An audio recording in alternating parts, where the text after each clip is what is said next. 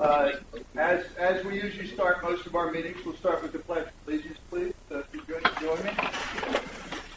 I pledge allegiance to the flag of the United States of America, to the republic for which it stands, one nation, under God, indivisible, with liberty and justice for all. All right, thank you. We're here. Mediacom is in visiting with us tonight. Go ahead, Daniel. Visit with us and talk about conditions, things going on, things they're doing, things working on, try to answer questions from our audience. We do know it gets bumpy. All I ask is please try to be respectful. Some of you smiling, you know what I'm talking about. They're here to answer any of the questions they can. We've received 27 questions via email. We pass those on to the team. They're going to attempt to answer those part of the PowerPoint presentation, obviously be able to say and answer any additional questions you may have. Those that don't know, Nathaniel took over 2.5 years. Yeah, and our whole region, so he's in for a next visit with us to come share. So I'm going to turn it right over to Gunn. Thank you for allowing us, Bob. Absolutely. Thank you for your help, and I appreciate everything your association does with us to help clear problems or concerns. And they did send us a list to myself. I'm Director of Operations, so we have them outlined in a pretty good format. So I'm going to answer each one individually. I've been answering them to get back to Teresa, but also I thought since many of them are similar, I consolidated into a PowerPoint, not to oversimplify, just for time's sake, so that we can try to cover as many topics as possible. As Director of Operations, I have the pleasure of working with some really great people. I have Mike Evick, who's in charge of our installation group, also helps with service during summer peak season. We have Dave Martin. He runs our head end. The head end is like the heart of the system. He makes sure that the channels are coming in from the different directions and getting out into the main system. Kate Brinsfield is my assistant. She handles communications with Ocean Pines and the other towns we service, and direct customer concerns and compliments sometimes. Pat Hines is our Tech Ops Manager. Pat handles installation service for the team for Maryland, Delaware, and North Carolina. We're lucky to have him. He is a former Comcast guy, so we brought a lot of Comcast training with him, and he's been working with Mike to help train our guys. And some of the better things they do, and maybe get rid of some of the bad habits. And Dave Rickards, who's been with the company and all the predecessor companies, as well as Dave, for, what did you say, 100-something years? Dave Rickards is he's in charge of all the main lines, fibers, the main plants, front on the roadways, pedestals, and keeps them going kind of between. So it would go from Dave to Dave Rickards to Pat and Mike in the field, and then Kate and I in the back office. As I said, we're here for you after the meeting. If I don't cover a topic you've had an interest in or you've written in on, please feel free to see any one of us. I like to bring the team with me so that you don't have to just wait for me. Sometimes they can answer it a little more deeper than I. One of the things that concerns me, I'm a Comcast customer. When I have an outage, it freaks me out, especially if I just come home from work. I want to at least play on the internet or watch a show. If I can't do one of those, I'm upset as a customer. The good news, though you may not always feel it, is our outage reliability is as good as anybody else. We're at 99.93% reliability. Again, when you have an outage, it doesn't feel that way, and I understand that. Believe me. If I'm out for 10 minutes of my favorite show, I'm angry for the next 3 days. So. Individual reliability, because this is what I'm talking about even with my own lifestyle. I don't care if my neighbors are on. If I'm out or having problems, that's what means something to me. I took all of the trouble calls that we've had in Ocean Pines. We track every single one. We look at what they were, what the resolution was, so it's better. Look for common areas that are having trouble so Dave can get his screws out, or we can rewire if we see something with internal wiring. It comes out to a 99.7% reliability. Again, I'm not blowing smoke. I know if you've been out for 3 days and had crappy internet for 2 weeks, this doesn't help. But overall, we've had a 99.7% reliability individually, which is extremely high in the cable industry. For those of you who have seen me in the past few years, I've been with Time Warner Cable of New York City, Cablevision Long Island, Century Cable, who used to cover Los Angeles, Puerto Rico, San Juan, and C-Tech Cable at Princeton, New Jersey, and upstate New York. So I've been with many cable companies, and that's a very good reliability. Can we do better? Should we do better? Of course. The average days for a trouble call visit in Ocean Pines was 1.6 days, which is a little better than the industry, which is 2 days. These were the typical calls, our top trouble calls in Ocean Pines. Boxes having issues. Sometimes it was just wired in the house, but it came up as you called and said, my box is happening. Or you said you didn't have a picture. You had tiling, which is the pixelizing. Typically, you don't get it on an analog set. You get that through your box. And, as we move into digital world, which we are, you'll have to have better and better internal wiring. Some of the wiring in here and throughout our Maryland, Delaware system was put in a long time ago. So we're replacing wiring and fittings and splitters and equipment to help your home catch up. It wasn't even necessarily something we installed. It could have been something you or your predecessor homeowner installed or the predecessor company. And we have a lot of work to do as we move to digital. We'll talk about that in a little bit. Modems, 13% of our calls were modem not acquiring, and that could have been intermittent or at all. And then you get to the rest of them, video on demand, high channel, some of the HD channels. So that gives you a little insight into what's been happening in the community. And this is what we found for resolutions. And I highlighted these, and this is typical in the cable industry. About 10% is typically customer-related. Somebody in the house switched from channel 3 to HDMI and turned the set off, called in a no picture, and we just flipped it back to channel 3. Or we had to help them install equipment that they got a DVR or VCR, whatever, and didn't hook it up right, hooked a splitter backwards, ran a cable that was cheap or wrong and caused some intermittent issue. So the top one is external passive. What that would be is a splitter on the side of your house. They age, and after 7 to 10 years, sometimes they have to be replaced. Refer to maintenance would be refer to David. So anything on refer to maintenance, we can blame him 6.8% of the time this year. That would be the main lines, the amplifiers inside the pedestals, the node equipment, the fiber node equipment, but that's pretty reliable. But the cool thing about fiber nodes, when I started in the business 32 years ago, there would be an average of 35 amplifiers between Dane and the home where Mike would install you. That's a lot of equipment to go wrong. Now, how many amplifiers are there, Dave? Between six pieces. Maybe 6 pieces of equipment. So the industry has gotten better. Mediacom has followed suit. We have no more than 6 pieces between you and the fiber, which it helps reliability because you don't need powering during that transport on fiber. So it reduces interference and reduces powering problems with electric bodies. And then you have DVRs replacing equipment, external drops. Interesting note in a bit about external drops, how many replaced. So we had a recent problem, and I'd like to hit issues head on. Anyone who was watching BAL at night at 11:30, religiously, right at 11:30, it switched to Spanish. It wasn't that we were trying to get you to move to Mexico or something, or to invite anybody here. WBAL was sending a digital transmission. Everything's gotten a little unusual since the digital. You may remember the FCC, this big thing about 2008. Everybody had to get a digital TV or a digital tuner if you had off air, even if you didn't have cable. If you had cable, our boxes automatically dealt with the change. All the broadcasters switched to a digital transmission. When they did, they basically take what used to be 6 megahertz of one channel and split it up, and they'd send different things down that channel. One of the things they've done for years, even before that, is offer a secondary channel audio, and usually Spanish. And it doesn't matter what market you're in, it's generally Spanish. They call it an SAP channel. That SAP channel by WBAL was being switched at 11:30 to both us and Comcast. So we actually get some of our feeds, called studio feeds or fiber feeds, from Comcast. They help deliver them because they have a clearer signal. They're closer to the towers.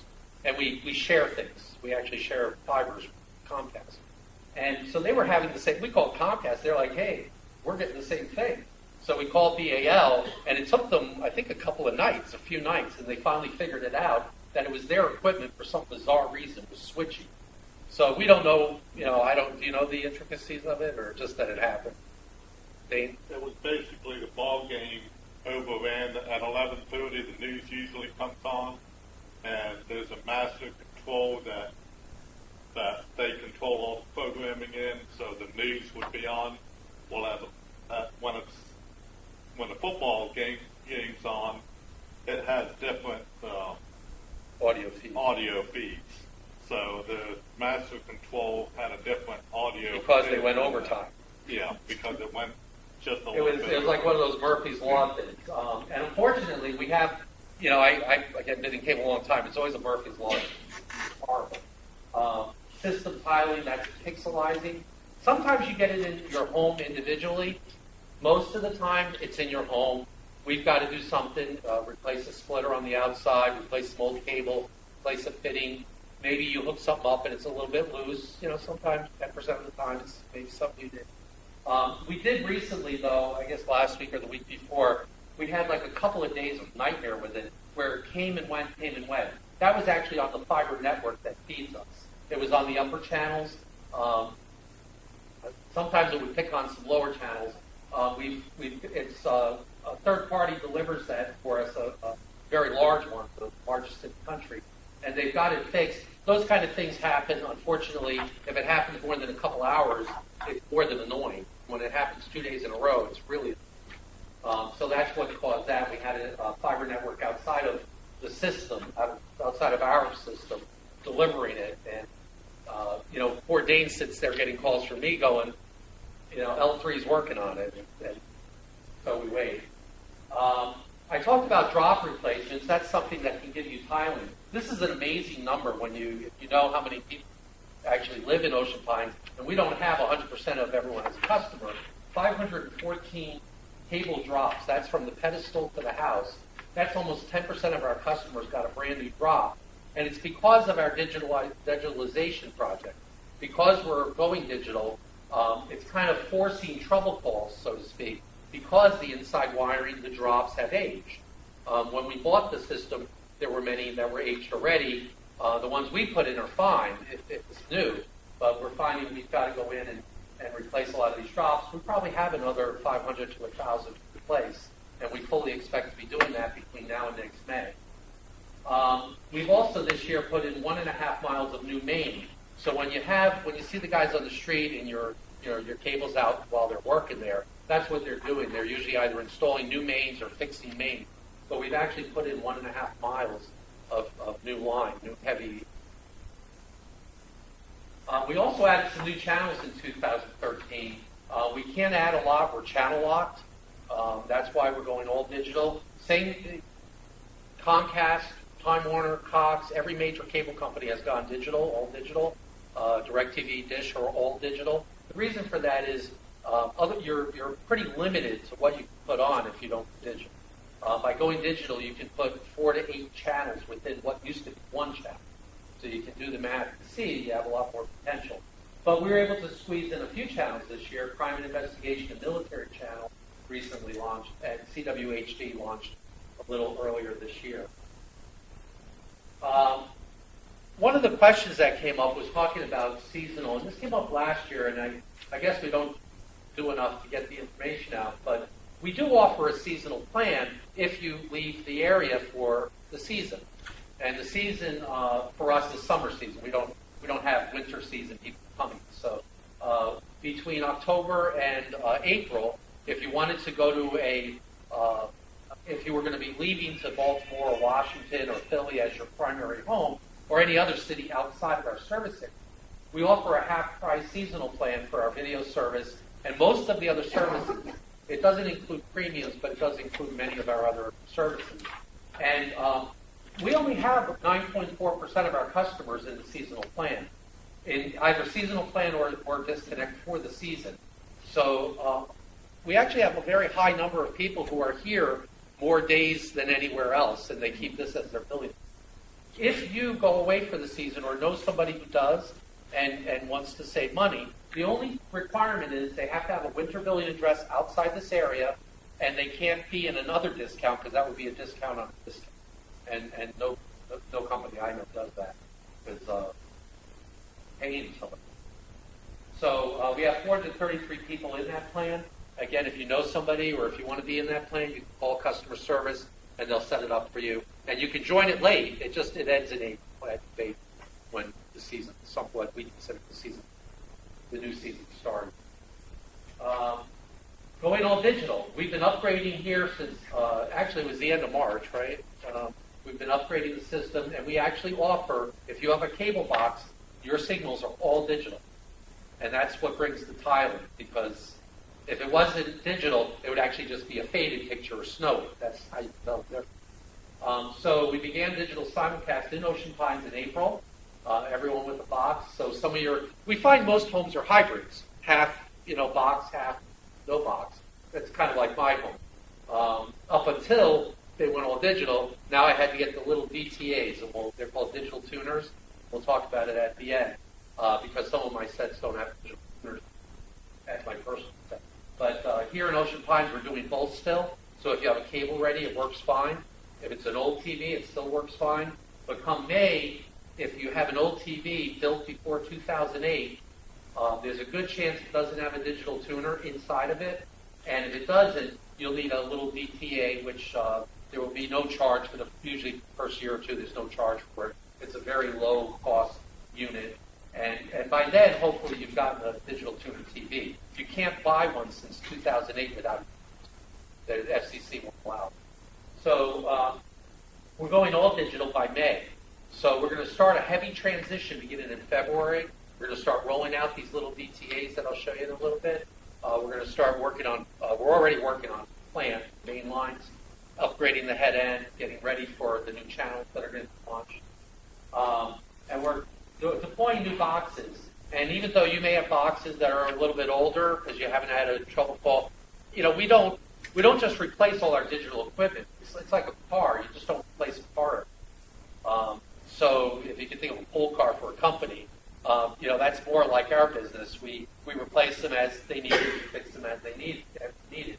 We try to give you stuff that's quality, and I apologize if they have on dent or scratch on them.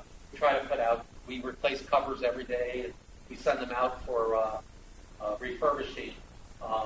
Someone even said they got a box with a Comcast sticker on it. We get boxes back, but we process every single one. So I would like to think our warehouse crews, would have seen it. We don't really buy refurbished boxes, but it's possible that our refurbisher, who also does work for them, mixed up a batch. But that's got to be a rarity because they have serial numbers, and they have to turn back the same one that I gave them. So that was kind of an unusual thing. The only thing we could think of where that could happen is where maybe the installer that works for us maybe did some work for Comcast and had one in the truck, but it really shouldn't even work on our system because the serial number is what gets authorized to work. So it shouldn't have worked. So I don't know the answer to that. Bizarre. But we don't deploy Comcast boxes. They don't deploy it. We do use similar equipment. More than 18% of our homes have already gotten at least one or more of our boxes. If you don't have one, you will have probably 4 boxes in your home in the next 7-8 months as we go into our digital deployment. This is one of the new ones we've already rolled out this year. They're, kind of modern. Probably have seen them around. And these are what's called the digital tuner adapters. This adapts the old analog TVs, whether it's even a dial tuner or push button, but 2002. This will bring it into the digital world. The only thing these don't do is two-way. So if you want to do video on demand, you have to have the other box. This is not a DVR, but these are very inexpensive. They're inexpensive for us to get and deploy. We can usually deploy them at no cost for the first year or two so that you can see what you really need. If you have a TV with a digital tuner built in, you'll get most of the channels without it. You can't get premiums without a digital tuner or without a box. But if you just have the family basic, you probably will be able to get it. Each TV is individual, so I can't guarantee it, but you should be able to. But if you can't, These things are very inexpensive, so even in 3 years from now, if there's a cost of them, it's going to be very inexpensive. And I just went through that with Comcast. I think I have 3 of them because everybody visits during the summer, so I have to have. And, well, if I don't, maybe they won't visit. I'll save definitely save out. So this is what they look like. They're really little, easy to deal with, and they're one-way tickets. Also, going all digital allows us to do whole house DVR. You've probably heard of things like and a whole house DVR, maybe from Comcast. We're going to have that available as we go into the digital world, and it's going to be available in 2014. Our partnership is with TiVo. We've actually partnered 2 of our companies, TiVo and Pace. And so TiVo's given technology with Pace, and they're building these boxes for us, specifically for us, to go into the new technology. The one we're using now is a 6-tuner DVR. I'm not sure what will be available in May, but that's what we're using now. It's, again, a Pace TiVo device.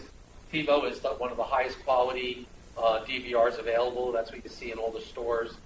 They're kind of pricey if you buy it individually. I actually went out and checked out getting the TiVo instead of, because I rent the DVR. Yes, sir.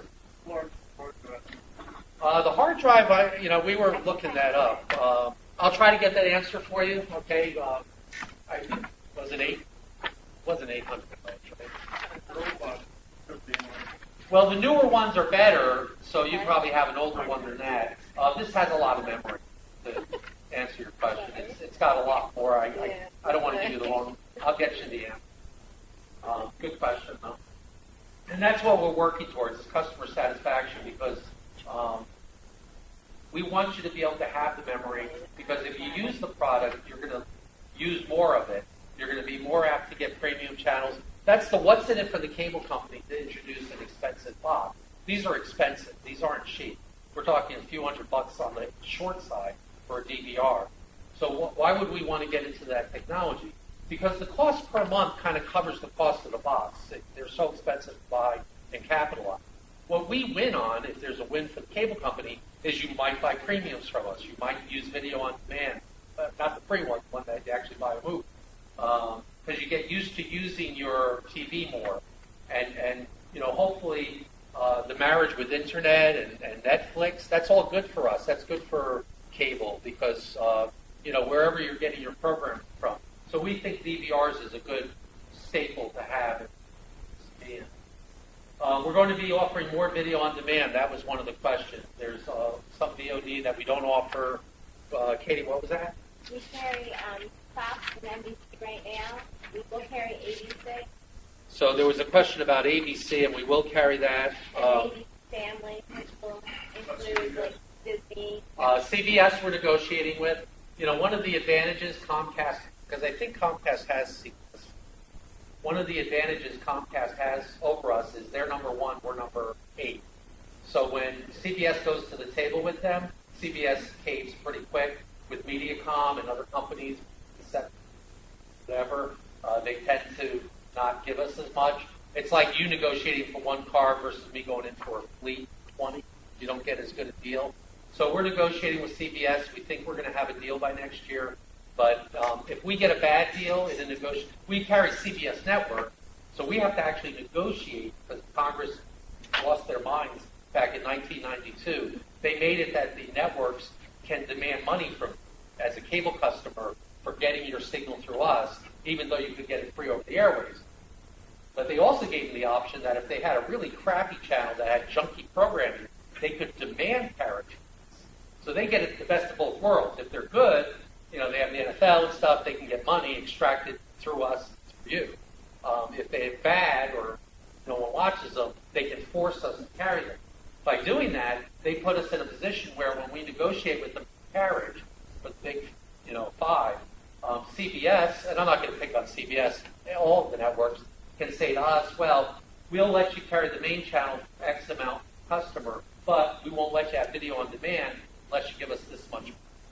And that's where we're negotiating with them, so that because every penny we spend that give them is coming from you. That's the reality, whether it's us, Comcast, Conmore, or DirecTV. So we're all in the same boat when we negotiate with broadcasters. they're a good quality company. I'm not picking on them. The broadcasters have a lot of programs. So these are the ones. I did have a slide. Sorry, Kate. Yeah, it's okay. So we're negotiating with CP. We're going to have more HD channels. We expect to launch about 50 in May. Channels that you may have on analog. You may have like between 2 and 99 now that don't have an HD counterpart. We hope to have their HD counterparts, plus others, plus some new fare. I don't have an exact lineup because as we get closer, things will change. But we expect to have more than 50, maybe up to 100 if we're lucky.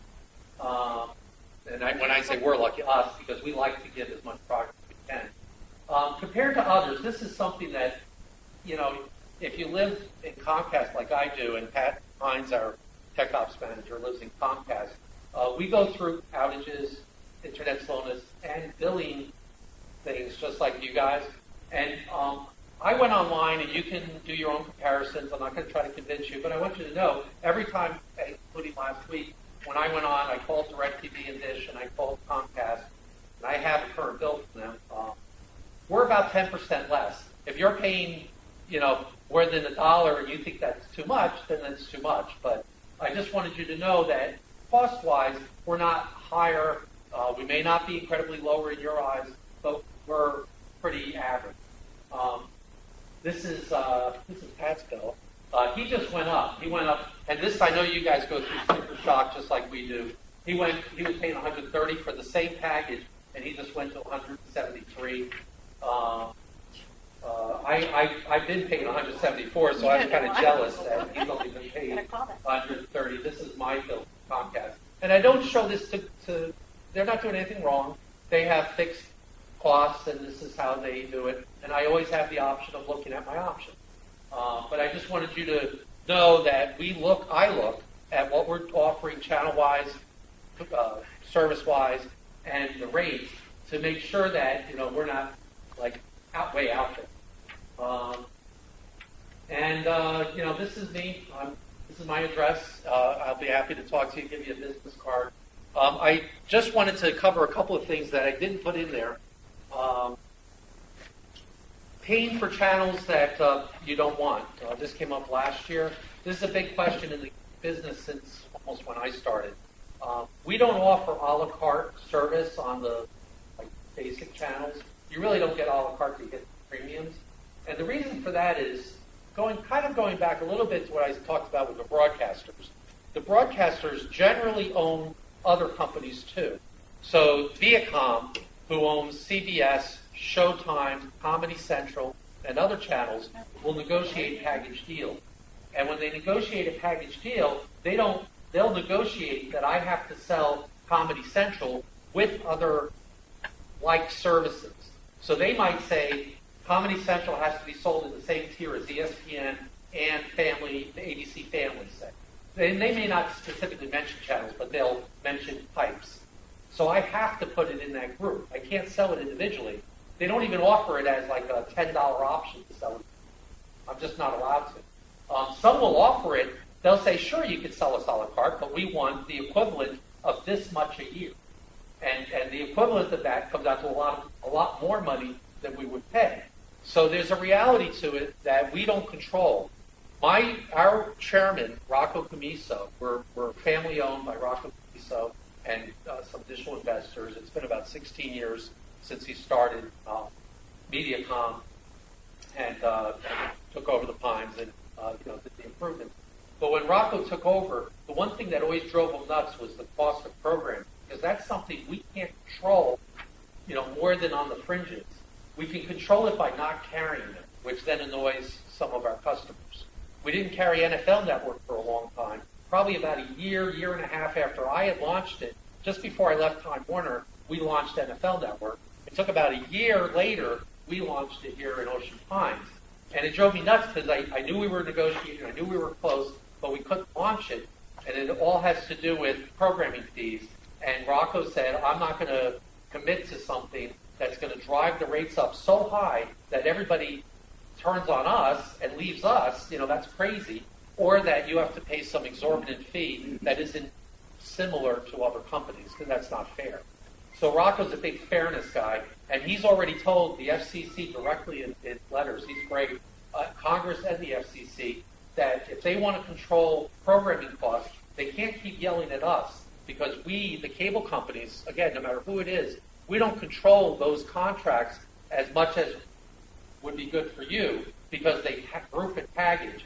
If they want to, if Congress or the FCC wants to control costs and have a la carte, the way to do it is pass a law saying that the company, Mediacom has to do it. And again, I want to pick on Mediacom, great product, but that's where the packaging starts. It doesn't start with Mediacom. We may have to package some small amount just because you can't, we couldn't deliver one channel, wouldn't make sense. But we might be able to do groupings if we were allowed to. So that's all with Congress and the FCC. But if you look up Rocco Camiso Congress or FCC, you'll see letters to them saying, it's unjust, it's unfair, because, he's on your side and we're on your side. One of the other things that came up was bulk accounts. There are some of the more seasonal areas, especially in Delaware, we have some bulk relationships with.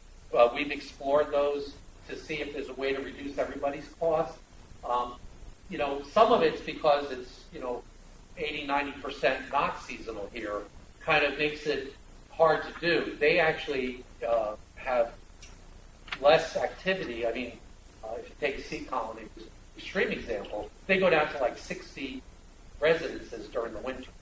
So here, you're still up about over 6,000, 7,000 residents here during the winter. So it's a little bit different, and we're happy to work with the association.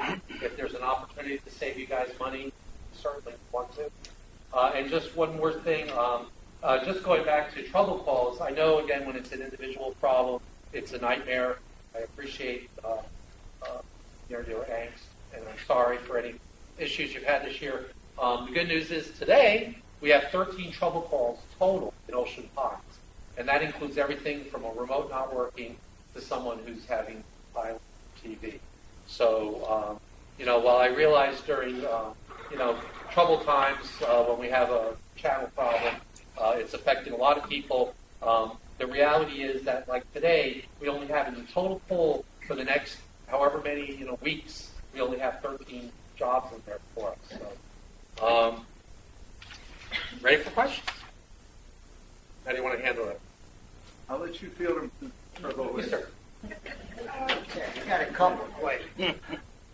First one, my wife had a girlfriend whose husband just died. She wanted to change some of the coverage on TV to investigate. She has to bring in a death certificate to prove the guy's dead. Is that true? We need a proof that she's taking over the account, and I would recommend this to everybody. My wife and I are both. Oh, okay. His concern was a friend of his spouse died, and she went to change some channels, but wasn't allowed to unless she proved with a death certificate that the person passed. That's true of all the cable companies I've worked for, because they don't want exes messing with each other's accounts or neighbors messing with each other's. So my wife and I are both on our Comcast account. I would recommend spouses or people who live together both be on the account before you pass, so that if one passes, just like on a deed, just think of it like a deed to the property. You don't want to leave it, because we don't want, if we change something and then all of a sudden we find out, you're not really dead. Now you're mad at us for changing it. So, that's the reason we do that. We're just protecting the person who set up. Okay, I'm one of those 13. Okay. I can't get on a TV that's not on a box, can't get channel 6. So I called it in, and they checked and said, no, there's no outages in this area. Going to work on it. Back to 24 hours. Oh, that was days ago. Well, they didn't say which 20. Well, sorry. So I don't know. I don't know if the call's still open. I'm not familiar when with you're calling in, you don't know where you're calling. I could be calling Des Moines. I wanted to mention that. We actually just opened a call center in Dax. We had closed our call center years ago, and we just reopened it. They're still going through training, so we don't take a lot of calls. And they won't take every call because, we can only handle so many. It's not a huge one. But we did just open a call center in Delaware. So, Sir, can I get your address? Yeah, that'd be great. Yes, I'll Okay. see you. yeah, because we're not aware of any major, Yeah, right, Dane? It would be Dane's fault if it was major. How do you get that Dagsboro exchange back? You don't. It's an 800 number. yeah. Because what happens is, say you have 13 reps on the phone. We would have to have, we have 38,000 customers in the Maryland, Delaware area. We would need 38,000 reps to guarantee you the call in, especially if there was an outage. Let's say we needed 1,000 reps to give you that guarantee on an average day because you have a billing question. To staff that much would raise your bill like exponentially. So we have a proportionate staff for this area, but those people can, once you get past 12, 15 calls, it's going to start spilling into other areas. They handle calls in a minute and a half, 2 minutes, so they handle a lot of calls, but there is no local exchange because the number's local to you. It's not a toll call. But even if I put a local number in, at some point it's going to start spilling to Gulf Breeze or Valdosta or Des Moines. But those reps have the same tools in front of them. And at Time Warner, I worked in upstate New York, about 75, 80 miles. And my customers there would call into Queens. They'd also call my Middletown, New York, upstate center. But after 40 calls came in, it would spill to Queens.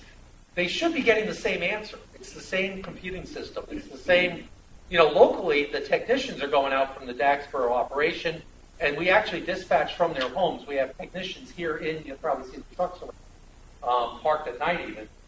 We leave them here so they don't have to come from Dagsboro or go to Dagsboro back. So we think that's where the focus needs to be. We have the local staff, though, to keep the pulse on what's going on. So if there's something unique, they can post it to all the call centers that there's a snowstorm, because we don't get too many of those, or there's a big windstorm and damage. And so we're hopeful that having the local call center, I hope you get them. I actually met a customer the other day who said, I spoke to Norma. She's one of our local call center reps. And she just started working the phones 2 weeks ago. So you'll get them. You just may not get them every time. Yes, sir. For the last 6 months, my receiver resets itself. We had people out there to service it, to change receivers. Bottom line is, I've been told that they have to get a receiver. If you don't have it, you don't have it. Jack. Okay, well, People in meetings. that's nuts. Yeah. Whoever told you that was nuts. That's the problem. Yeah. I mean, in the middle of the program, it resets Yeah. itself. And then after that, the TV guy. Unfortunately, sometimes we find, we hear some unusual things shared. Well, why can't I get a receiver?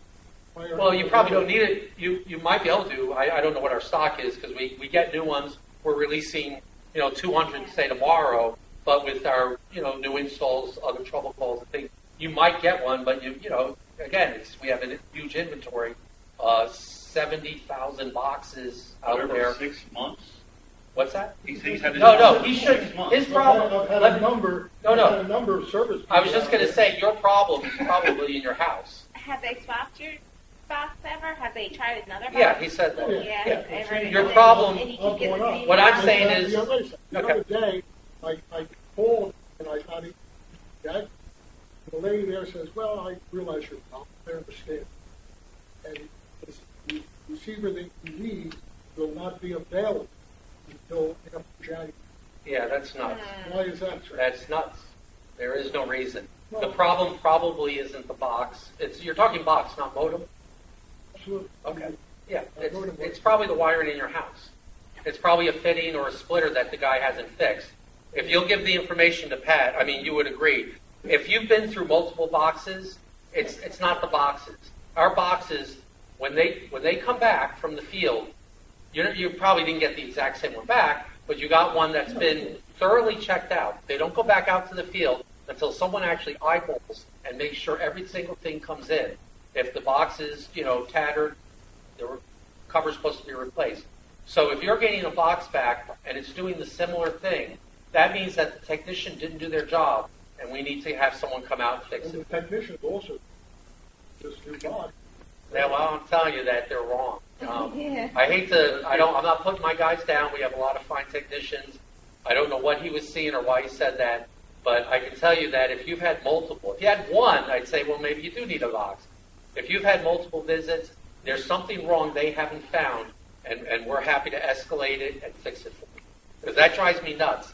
The equipment that we send out, That's too. the equipment that we send out, we get about, I would say about, maybe 2 or 3 boxes will come back from the field a day, where our technicians will say there's something wrong with the box, and we'll test them. 95% of them, there's nothing wrong with 95%. Doesn't make them a bad tech. Sometimes these things, because it's not just signal level where you have to make sure it's strong enough, we have to look for what's called noise, because noise on the line can interfere. Kind of like you listening to a conversation. If there's noise on the line with static, or subchannel noise, it'll actually interfere with your picture and give you tiling and give you other problems. So I'm not putting the guys down. You need to tell us, if you don't mind, sir. You don't need a box, probably. I'll be happy if we have one to get you one. That's not probably what you need. Okay, and I apologize that you've been through that. Can I just, sir? Now, I had a tremendous problem with tiling, and I had every wire in the world changed. I had one change in the street, one from the street to the house, all the splitters, all the wires. And it got better, but then eventually the tiling came back. Finally had a technician come out and said, there's really nothing to do with the wiring. It's the signal. There's noise on the line, right? He says, and we worked on that, went someplace else and corrected that. But the problem that I have is when you call, tell them you have tiling, they want to dispatch a service. Why there's no way for you to know that it's your signal that's giving the tiling problem? I found out that my neighbor had the tiling problem, South Side had the tiling problem, all at the same time. Is there no way for them to say, yeah, problem in your area, tiling in your area? Yes, we do have diagnostic tools, but it's not 100%. What Dave Rickards does every day, and I do, is we look for common trouble calls. You may remember at the beginning, I went through this list of things that come in. We actually break it down by area. So I'll break down Ocean Pines and see what are the major things happen. Then I'll take the top 5, break it down by street, and to see if there's a lot of common. And we know even if the streets So the tee call off, center doesn't have it, where there's 40 calls that come in tiling in a certain area, they put that together? they do, but there has to be a tight common element, because what they don't want to do is tell you it's a road problem and it's a splitter problem. So there's a delicate balance between trying to do a catch-all and saying, we got it, don't worry about it, and dispatching a service guy. It costs a lot, as you can imagine, to send a service guy. Yeah, right. So there's no, again, I'll say this again, no way There to is. know that it's not wiring, because this guy just went to the box and said there's noise on it. And he knew right away that that's what it was. If- It was the signal coming in, there was noise on it. Rather than saying it's a splitter, it's a wire, it's all this. There are diagnostic tools. I don't even know what percent to tell you that they're good, because when it affects your TV, it often affects your modem. So we can actually dialogue with your modem. We can tell what the signal levels are, how much noise there is. We can do a snapshot going back a year. So if you call us and say, I've been having trouble with my modem for a year, we can actually see it go up and down and flappy and trying to connect. TVs, we don't have that. We're getting to there. We'll have that with the boxes soon, which is where the noise levels for TVs are harder to see, because then we have to look for something common, where we have maybe 10 people on Smith Street, or related streets, or off of a node, and that's where we just didn't have it, obviously. Will your signal be improved? We've been improving it. We've been working on it.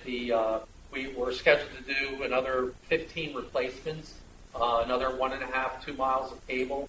We're replacing amps. The nodes, actually, the fiber nodes that we have in Ocean Pines are the Aurora nodes. They're the best in the industry. You can't buy any better.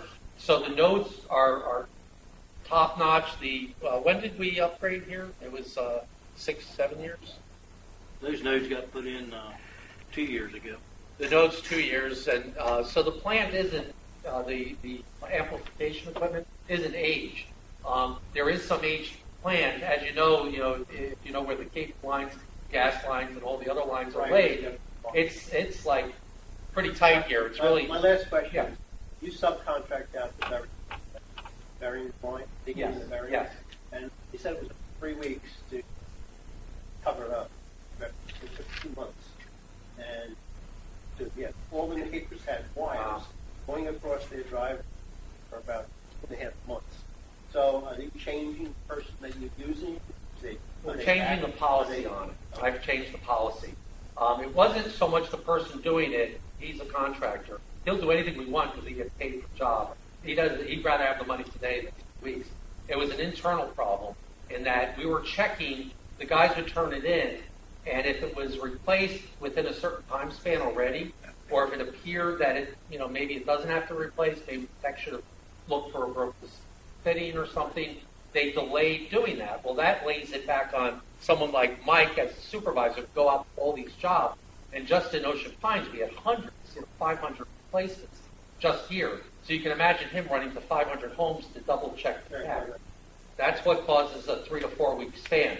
I've changed that. Once it gets over, it's supposed to be done within, it takes 3 to 4 days to call and locate, which is where the other companies mark their line. That was quick. It shouldn't take more than that plus a week. So no more than that. And I know it did. We just went through and we caught up on ridiculous ones. And I apologize for that. It was bad. It was totally bad. It was an internal policy that I wasn't aware that so many. I knew he was getting a couple. I didn't realize he was getting hundreds of them. He and his counterpart have run service. And that delayed it by weeks. So we've changed the policy that it's on a shot clock. If you know basketball, at a certain point, I jump in, I pull them out, and I just say, do it. I don't care what it is, just do it. It's too late. Too late to check.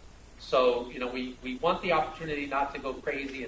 Because if we overspend money, it all lays on you guys eventually as customers.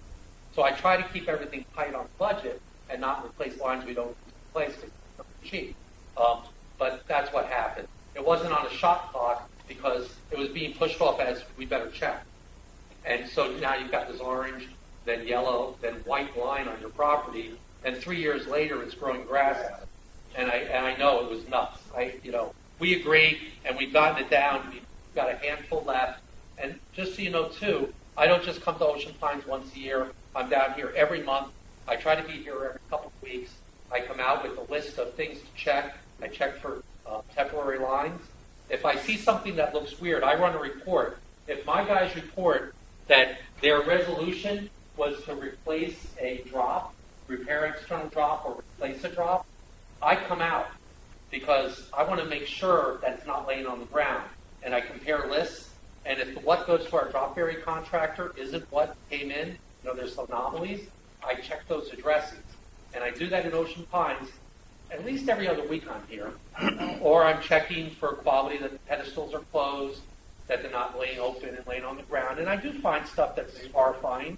And I'll fix it myself if I can, or I'll report it back to Pat, Mike, or Dave, and they'll come out, or have their guys come. So we do look at it, and, unfortunately, when you have a lot of guys and a lot of activity, stuff happens sometimes that surprises you, like this. Yes, ma'am. Further to that statement, I think Mike is the guy that stopped at my house and dropped his link in my yard. When he called to find out why it had dropped in the yard, he found out the technician, I'm going to drop name, John, had never called it in 3 weeks before.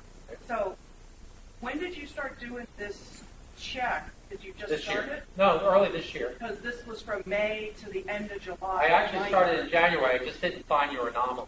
And it may be that he found it first. I fell through the cracks, right? He drove it's- down the street, and then it took another month and a half, It and should. I threatened you all with that shouldn't have the taken Public another Service month. Commission before you showed up. All right, well, That should have taken that long.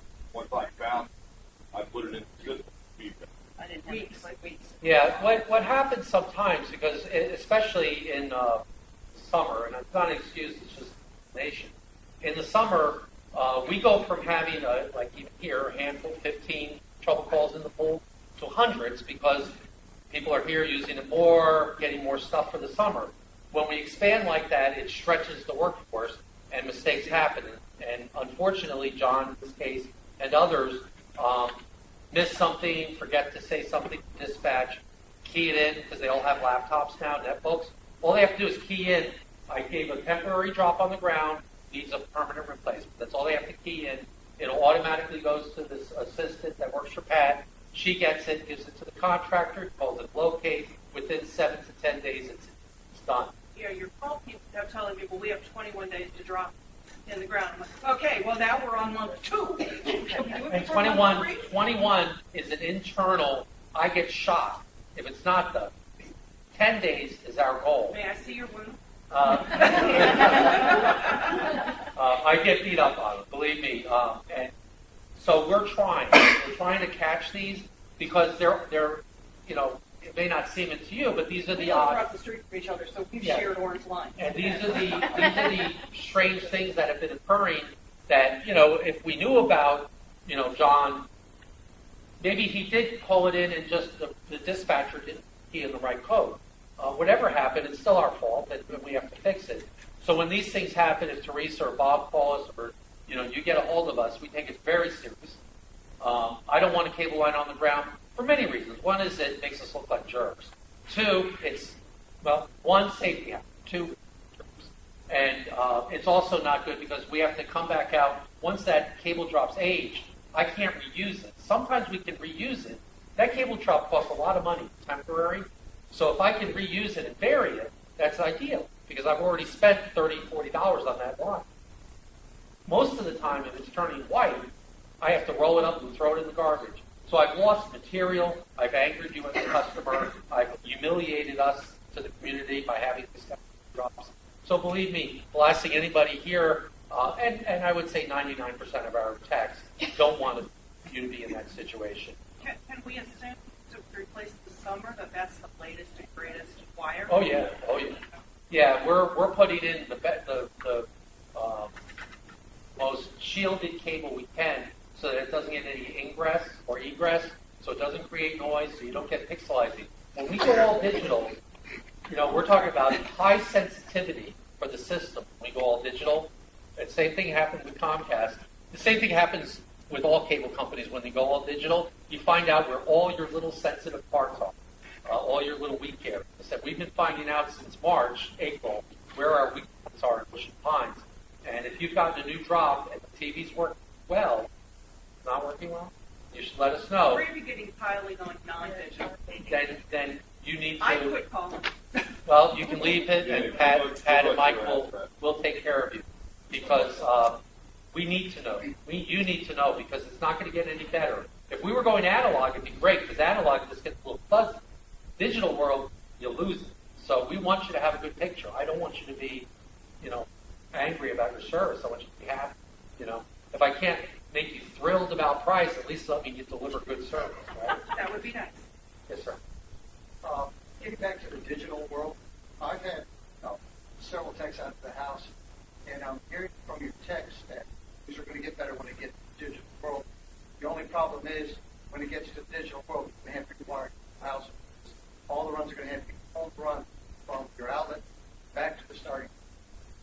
Ideally, home runs are the best way, but it's not true because we have we've just converted our Gulf Breeze services. That's near Pensacola. Our buildings in Valdosta, Georgia, South Atlanta, Des Moines. So we have a lot of capacity. I'm more myself personally. We've done major conversions. Loop system homes are rough because what happens is the signal gets weaker and it picks up noise as it goes through splitters and directional couplers. And especially the older houses, which typically have these loop systems, tend to have older cable with less shielding. So yes, ideally, direct home runs are the best in the world. It almost ensures a seamless transition. But it's not 100% that you have to have it. Sea Colony, got 2,200 units there. There's no way I can wire the building. Or if you've ever seen those high-rises, those are loop systems. What we do is we just deliver the signal to the boxes with priority. So your modem, if you have a cable modem, internet, and a large number of you do have internet, that will get a high priority because internet needs a good signal. However, your digital two-way boxes need a really high signal level.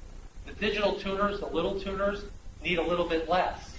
So depending on where you're putting your boxes, we may reconfigure your house. We may have to run home runs, but hopefully we can just reconfigure. So it's not 100% true you need home runs. Is it ideal? Absolutely. My house has 2 of the rooms split, so when I switched over to all digital, that's where my pixelating started to occur, my tiling. The other rooms were fine because they were home runs. So, I have to agree home runs are the best, but it does work in a loop system as long as it's not a 20, 30-year-old system. We probably can mitigate it. Along that same line, these same techs are feeding me their cards saying they can come in, take care of it, not for me, but I can take them. Or they have cards of their friends who come in and do it for the price. I feel like you've got people working for you that are trying to make money off this digital upgrade. And I've been in construction and I've got my own company. I'll tell you what, when I start hearing that, I get really suspicious of you. Yeah, well, we don't condone that. We get free service calls, and in fact, even if you caused the problem, it's rare that we charge you for it. It takes a lot of abuse by a customer hurting our stuff before we even charge when we should. We don't charge for service calls. We're responsible to deliver you a quality signal. Pat, do you want to address it? Well, yeah, I mean, when I go out on escalation is normally, unfortunately, it's the only time I get out in the field. My goal, get your service working without any cost to you. As far as rewiring, I treat it like it's my own house. I wouldn't want to have to pay somebody to wire my house. I'm going to do what I have to do to get it working. If it needs to be reconfigured, need to send a certain amount of signal in one direction, take a little bit this way, to get it working. That's what needs to be done. But if somebody is actually telling you, I'll come back, rewire your house, and do it privately, we'd have to look into it to see what the motivation is. Because Mediacom doesn't benefit from it. We don't want our guys, freelancing out there. We have subcontractors that, during the winter, we do about 60-70% of the install work and rewiring. During the summer, we do a little less because the install guys help with service.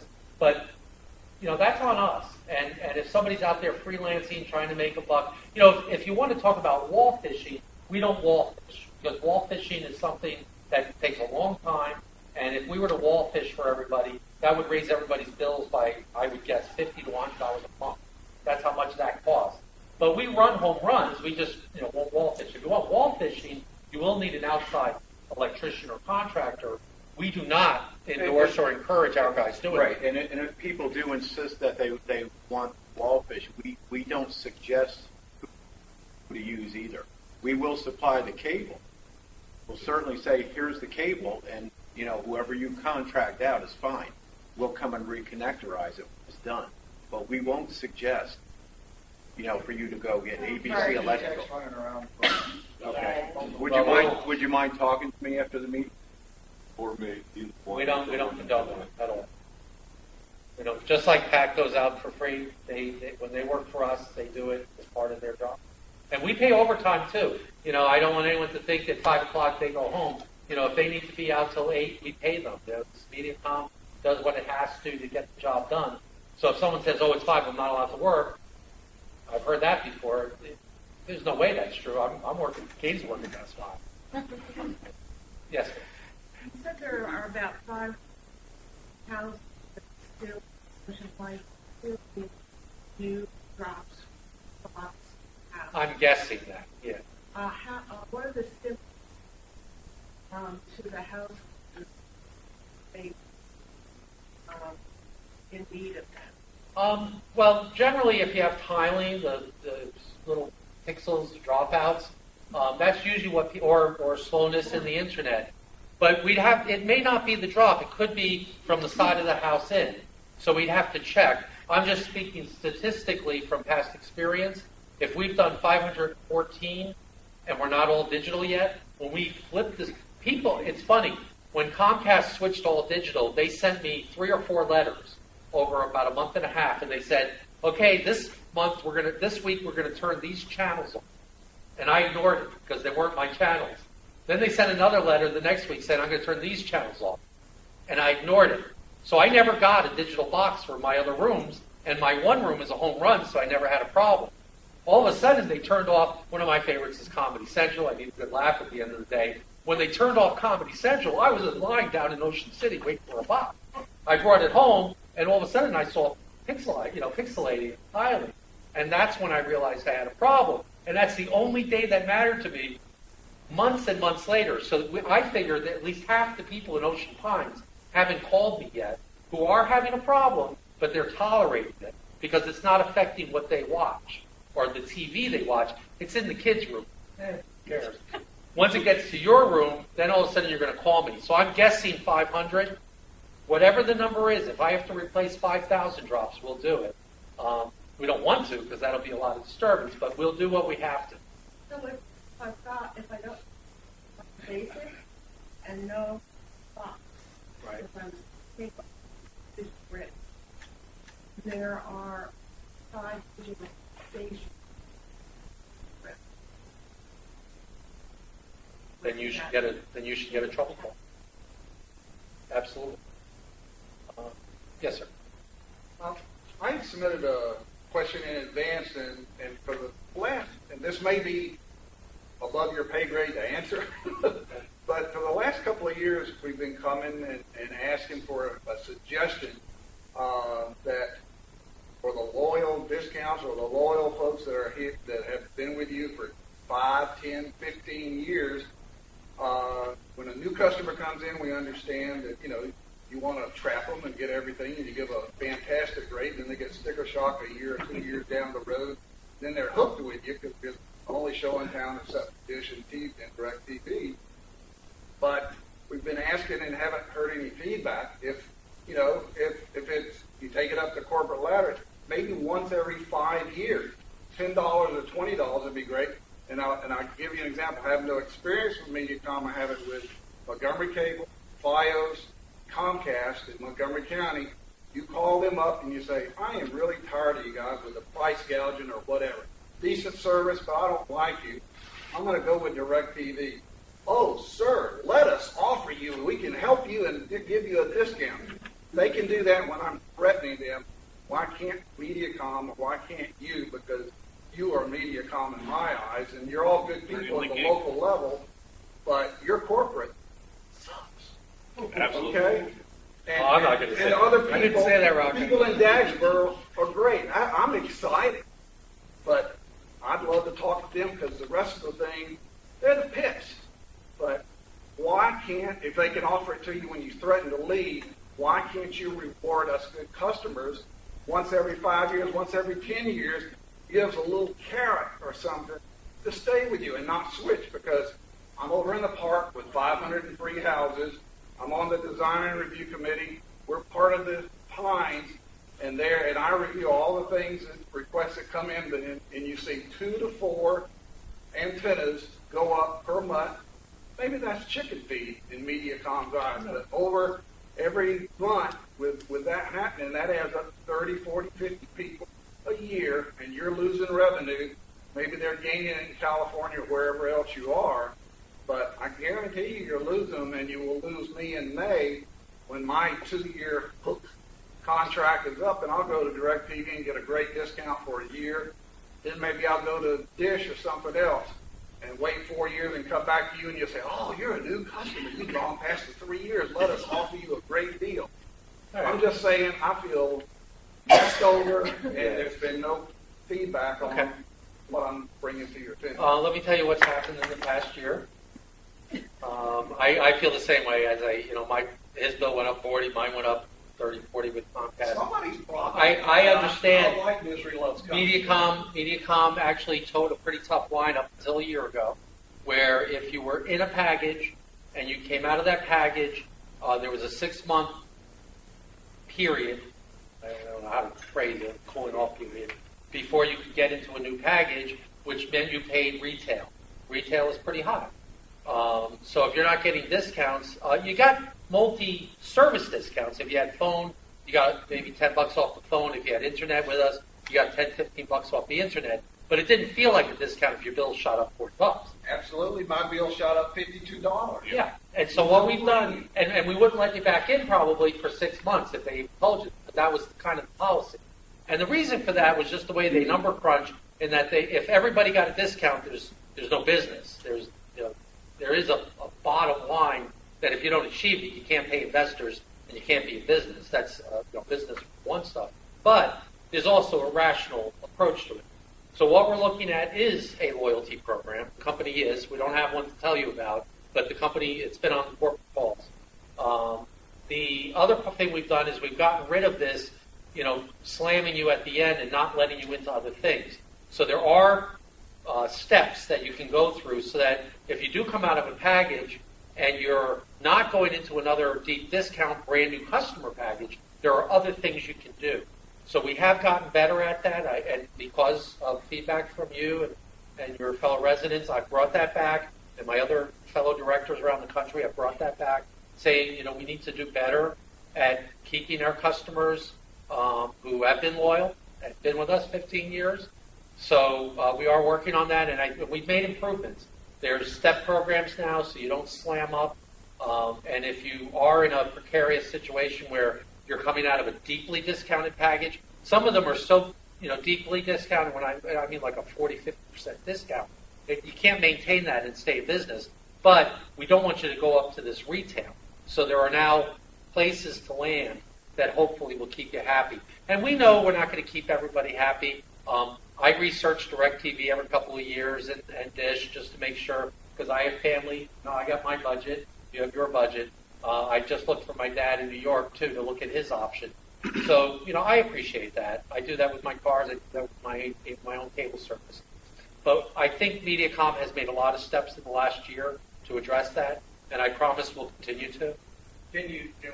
Are we able to talk and communicate with the people at Daxboro for renewals or packages, or are they just there? If you come into the office, we have a payment center. Have power to explain and do. Yeah. Because I don't trust your people outside of this area.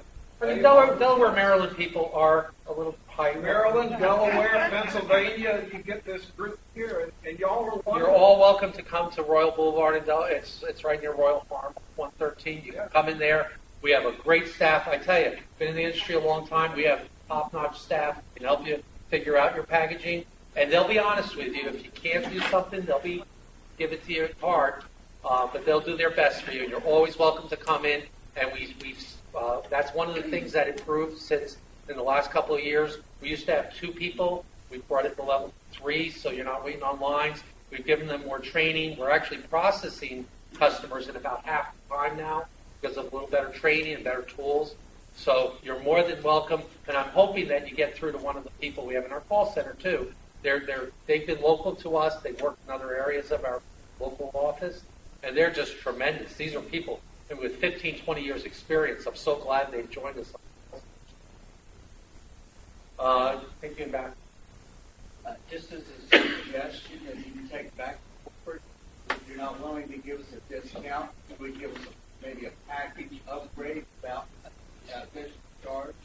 So it'd be something nicer than we already have, a few more channels. A little extra internet HBO or some other things that maybe we don't have, but that would be a good suggestion on your part without That's a great suggestion. messing up your income. Well, we got to pay Katie's exorbitant salary. She's going to kill me. Yes, that's a great suggestion. Yes, sir. I guess I'm not really here to make it a Mediacom backup session. Honestly, I could probably do that if I wanted to, but I share my time between here and my residence in Los Angeles, California.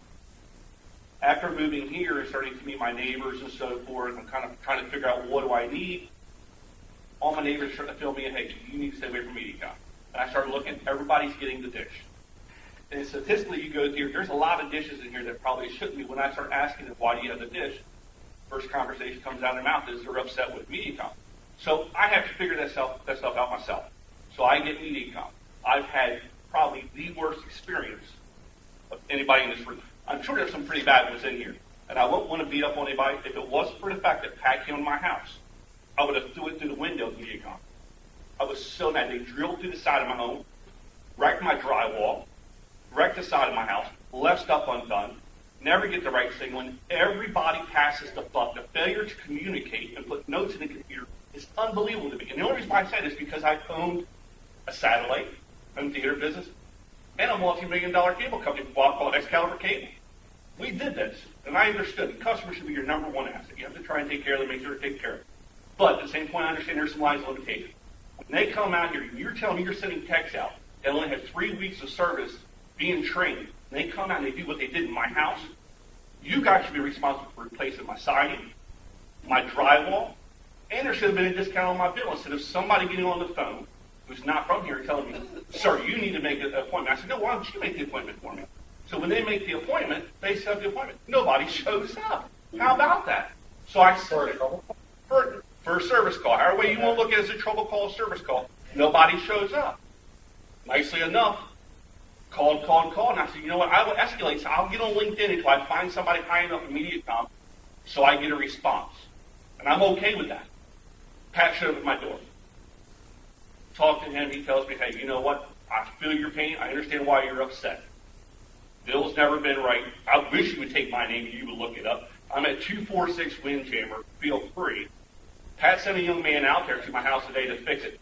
Here's the thing about it. Yes, thank you, he was there. B, I didn't know he was coming. Failure to communicate again. This kid shows up at my door, and I start telling him, this kid has no idea. He's like, yeah, I'm going to take care of it. I showed him everything. That still didn't get completed. Pat will take care of it. He's already promised me that. I'm not worried about that part. I shouldn't have to go through this. I'm in the younger generation in here, with the way I look at it. These people are getting snookered half the time. These guys are coming in. They told me, you got to buy a new phone system. My fiance, not knowing any different, she went to Radio Shack, bought a brand new phone system, then paid that guy $99 for cordless jacks, and then another $99 to drop telephone lines in my house. I already had phone lines. Mediacom comes back up the next 2 weeks later and says, why did you buy all this crap? I said, because your guy came out here and told us we had to buy it. So people are getting raked over the coals. When you start looking at it, people just don't know. I mean, these guys come out and they start selling them a song and a jive that they talk over their head. You know, you don't have this megahertz, you don't have this one. That's crap. We don't have the tester to know how much I've got coming. I've got the biggest that you offer and fastest speed on the internet. And I will guarantee you, and I'll take Pat, we can take the truck down. I'll bet you I don't have it coming out of what I'm supposed to have coming out. I've had noise in my lines for over a year. Nothing has been satisfied except for Pat being the only decent person who came out here, gave me enough time to hear my problem instead of getting lip therapy on the line, on the telephone from somebody. Just take the time and tell us the truth the first time. Stand behind what you say. I had the same problem with the line. They put the line on top of the yard. They came through with a trencher, trenched it all up. Told Pat, I said, Pat, hey, look, the wire sticking out of the ground. My lawn guy came through, he cut it and broke his deck on his mower. I said, I don't know what to tell you. I'm sorry. He said, I think I might mess with your cable. I said, you couldn't mess with my cable. That's been hanging out of the yard for a year since they've done the work. Pat goes, you know what? That's not supposed to be there. I know it's not supposed to be there. But maybe your guys need a little bit better training, or you need somebody to QC their work a little bit better. And then when they don't do it right, maybe they should start getting back charged a little bit more. Because they come out here and they do whatever they want. It's a song and a dance. And I'm tired of it. And then the thing is yes, 5 neighbors beside me, 5 neighbors on the other side, all got dish. Why shouldn't I have dish? Tell me why I want to stay with Mediacom and not go to the next one and go up and down my whole street and solicit for dish now. Tell me why. Can't argue against Dish. I will say that that's what we're here for. Well, you're a Comcast customer. How about somebody else tell me why I should? Well, I'll just respond in that. Sorry you have this issue. I haven't talked to Pat, so I don't know the intricacies. That's a nightmare story. You know, obviously that's what motivated you to come, because you felt I flew in. We've let you down, and I'm sorry for that. I can tell you that's not the common experience. You may have neighbors that have had horrible experiences. We are, as far as, you know, what we do as a team, we try to train. We don't send people out with 3 weeks experience. They go out with other people. If someone's coming to your house with 3 weeks experience, something's gone wrong, because nobody with 3 weeks experience should be at your house alone. And if the last one was in a Mediacom truck. We talked and we said, man, you're off. He goes, yes, I just got the job. He said, I had to train for 3 weeks and I'm out here. I said, well, I know you've been trained for 3 weeks, but why don't you have booties on when you're in my house? Nobody wants to come in with their shoes on and tracking mud through my house. You know, and unfortunately, They break down to about 7 cents a piece. and we give them booties, we give them safety, we give them everything they need. We have 62 employees locally, plus another probably a dozen contractors who help us with installs. Our average contract installer has 3 to 5 years experience, which is pretty good in the business. So we do hire quality. We do send them out for 3 weeks training outside the system so that we don't spook them into a customer's house and scare the crap out of you when they're not ready. We give them formal training, classroom, pole training. Then we bring them back and we give them field training. If somebody went to your house and they only had 3 weeks training, then something's wrong, because that doesn't happen by policy. We give them as many weeks as they need. We don't expect our technicians, our new guys, to be ready for 6 months. What's the We don't expect qualification them on to a be ready. subcontractor? I'm sorry? What's your qualifications on a subcontractor? These guys are riding around in their own pickup trucks with a magnetic sign. The guy had on one side that said Dish Network, the other side said Mediacom. He's well, I do Comcast too. So, Well, none of our current contractors do Comcast, so he may have done it in the past. He had right? Mediacom's None of our current contractors do. driving a minivan, had Mediacom on it, and says he does Comcast. And he's working for another company. That's and very possible. That's very possible. I You can't can run do them that. thin, He but was what is- Spectrum and Markham. The last one that came that was a subcontractor was probably 3 months ago. And that's what I was trying to explain to Pat. It came out on the service call. There's no subcontractors come on service call. Exactly. Thank you so much. Then read the notes that are in my thing, and I called back into Mediacom and said, I've got a guy out here that has no clue what he's doing. Send somebody out here with a Mediacom truck. He had no Do you have idea. his address? Yes. Well, Pat's got it. You know, this is, What's the again, qualifications on when you're a subcontractor? Because it sounds like any of us could be one at this point. no, Does he have to go through a training? Has he got a $1 million liability? Actually, I tell you what, I think they've heard your points well taken, and other people with hands up. Not that you're not frustrated, but I think Pat's nodding, I think he and Glenn will talk about it. They'll address it. Y'all constantly, your point's taken, trust me, I'm sitting there taking notes myself. And what is your part? Bob Thompson, I'm the general manager here. Okay. I just want to make sure I because understand. I sent my letter to surprise nobody ever helped me with that either. I've never seen letters. You send it a lot of people aren't seen it. I've gotten it down, and I'll be happy to talk. That'd be Yelling great. at Glenn and the team the whole time. Pat's nodding, he's talking to Katie, they'll try to get it resolved.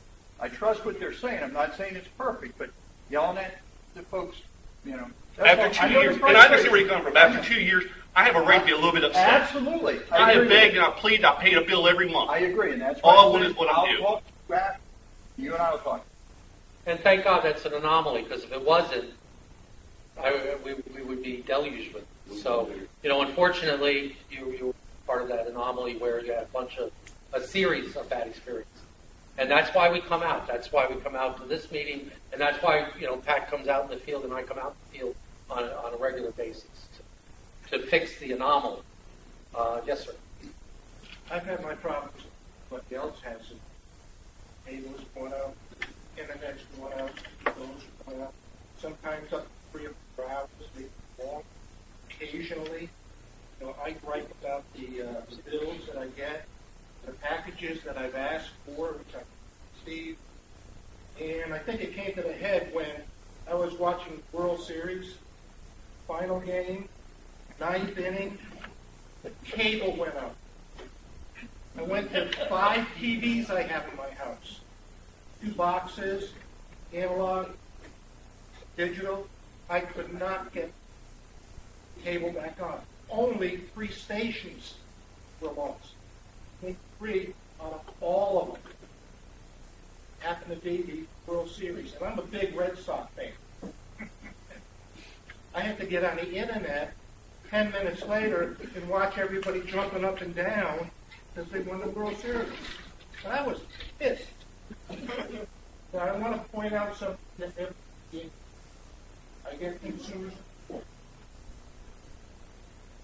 They have a report on cable TV and internet.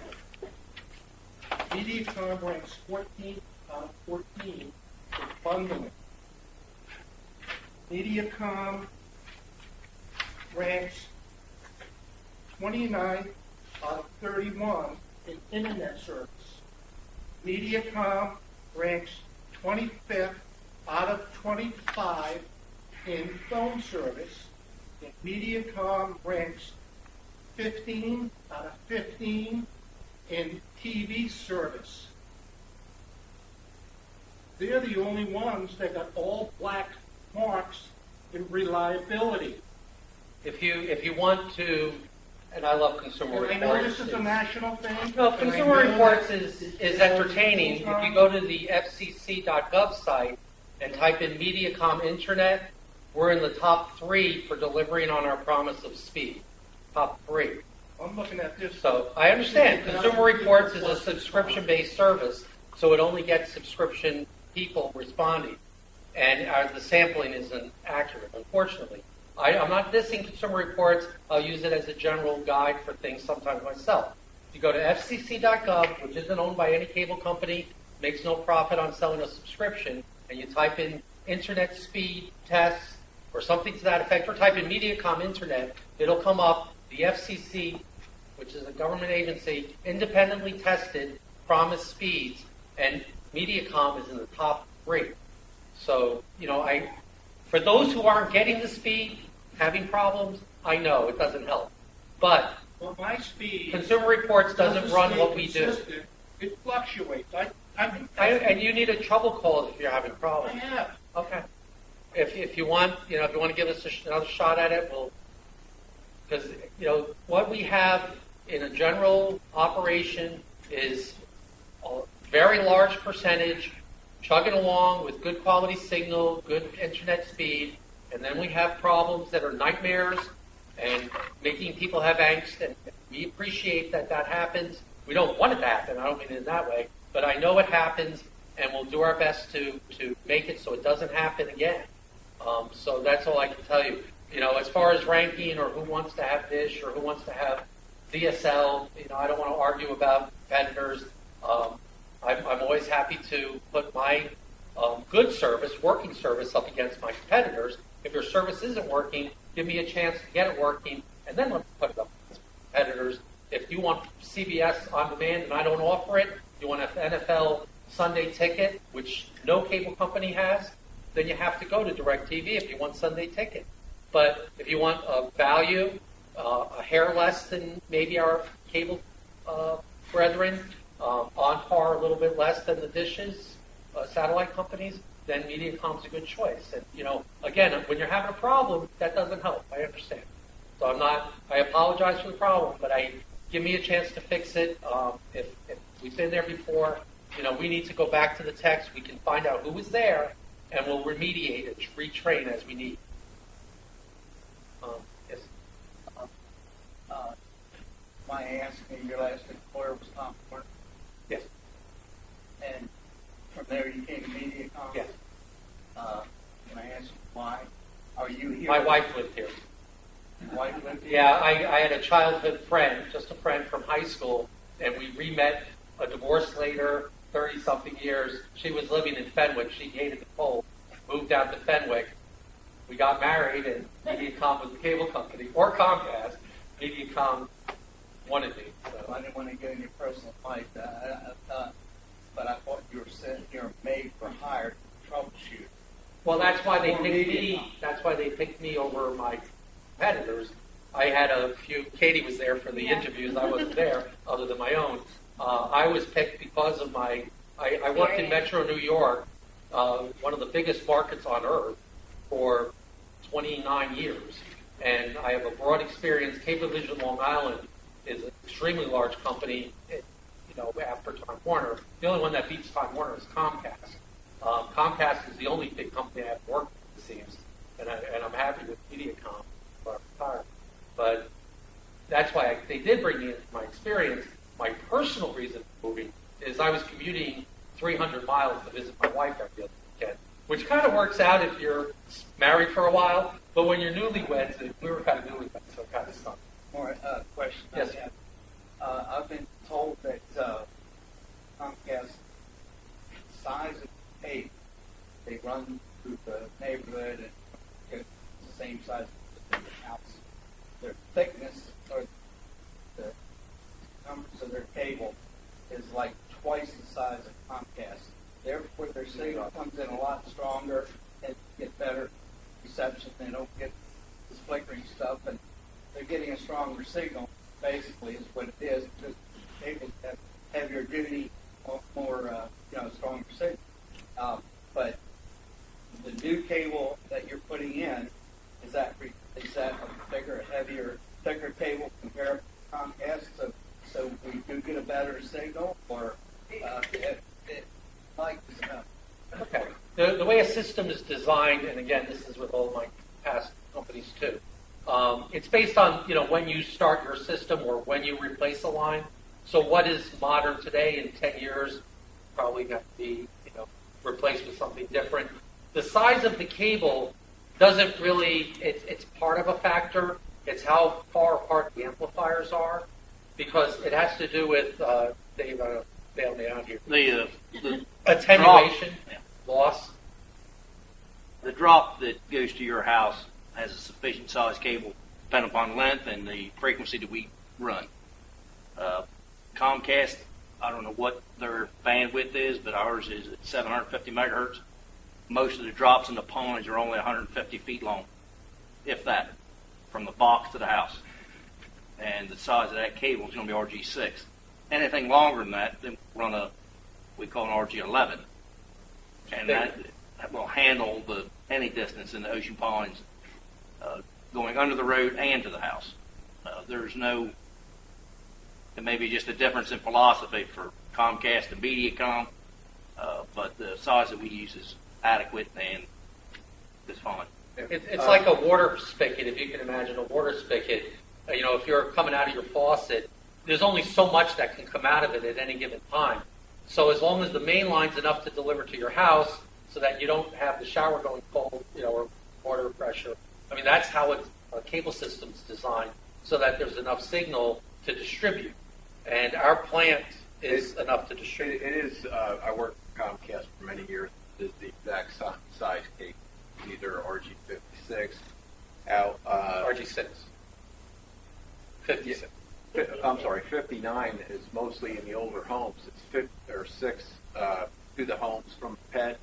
Out on the streets, it's half-inch. It depends on the signal you need and how far you have to go. But it's an industry standard. It's the same cable. And it works the same way for main lines. It depends on spacing. If we put an amplifier at the beginning of this room at the end, I can put a really tiny cable because it doesn't have to go that far.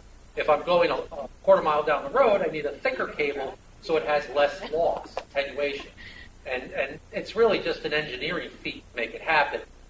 We have to get to your house with all of the frequencies that we promised to deliver.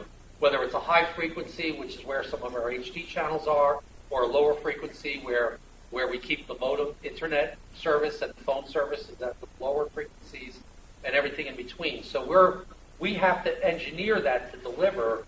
And Comcast, if they use MC Square, which is this newer technology that came and went, we did that too, just like companies. We use 625, which is 0.625 inches in the ground, just like Comcast. So they may use 750, 0.75 cable for some of their distribution, but it's more likely they're just like us in most of respects. It's just engineering. They come from the same schools. So if they're doing a little different, it's because they're trying something new. That's all. But we promised new stuff to your house. That's a good point about the drops. We've actually lowered where we start using RG11 because of digital coming to everyone. Well, here. Rather than give you the smaller cable, even though it's sufficient to deliver the signal, at 150 feet now, we're actually using bigger one, the RG11. Even though you shouldn't really need it for 155 feet, we're making the break lower. It used to be 200, because technically it should be 250, but we've actually lowered it just to ensure if there's a fluctuation in the signal that it doesn't affect your service. So we are considering size in some respects just to give a little bit of headroom so you don't have a bad experience. Yes, ma'am. Yeah, we just moved, so I came from another place.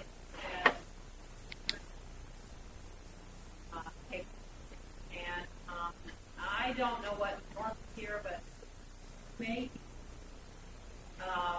producing what, or delivering to us what promised, but incredible.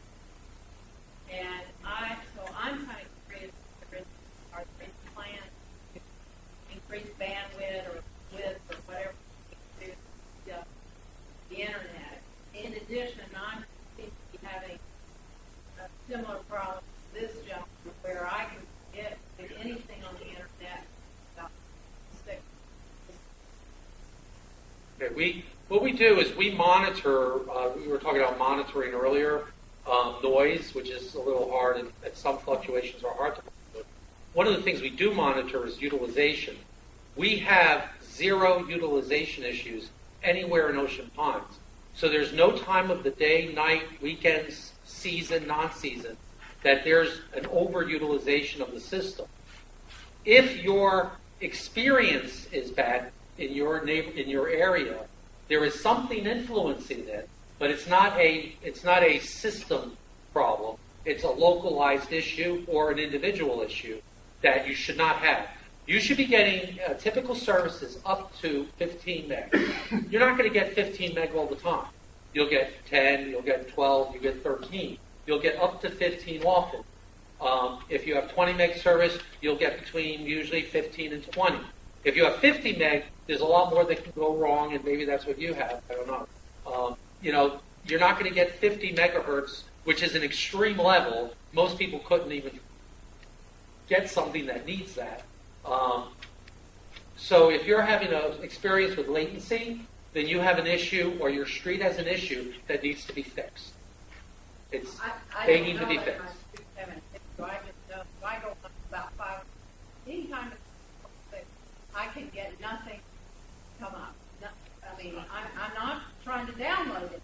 Okay. I'm just trying to get a screen on. Are you on your own Wi-Fi, or are you using our modem? We're using your modem. Okay. If you go through, and the reason I mention Wi-Fi, whether it's our Wi-Fi or something you got at Best Buy, Wi-Fi's will slow the signal down. I have a Wi-Fi. It slows me down. I get about 5 to 7 from Comcast, which annoys me because we get 15 media. But it slows me down to about 3 when I go through the Wi-Fi. So I have a lot of my stuff hardwired because I don't want to slow down to 3. 3 is slow, which we used to be used to dial-up, which seemed fast. Now 3 is slow, which is exponentially 5 times faster. You should not be slowing down. Dane, is there any reason on the head-end side? You don't see it, right? We run reports. We do measurements. And we don't see any slowdown. And we can look at your modem. Well, in addition, what's really interesting is if I go up and get on another network, it comes up just fine. What do you mean? A neighbor's network. If I go on a neighbor's network that isn't protected, that isn't passive protected, it works great. Well, I have to do that because sometimes I have to be online. Yeah. The only thing, how long have you had this router or modem? Oh, okay. So we've had people that have like 7-year-old modems. They might need to be replaced because once a piece of machinery gets to be 7 years, it could start having issues. If you have a newer one, even within the last few years, you should be even 4 years. The other thing it does is drop my printer all the time, and to reinitialize my printer, it changes. Well, we wouldn't. That's not us. Yeah, that's not. If your printer drops, that's between your computer and your printer. Well, your router. Is it a wireless printer? The wireless printer? Yeah. Yeah, it's usually in a situation like that is it's losing the connectivity to your route wireless part.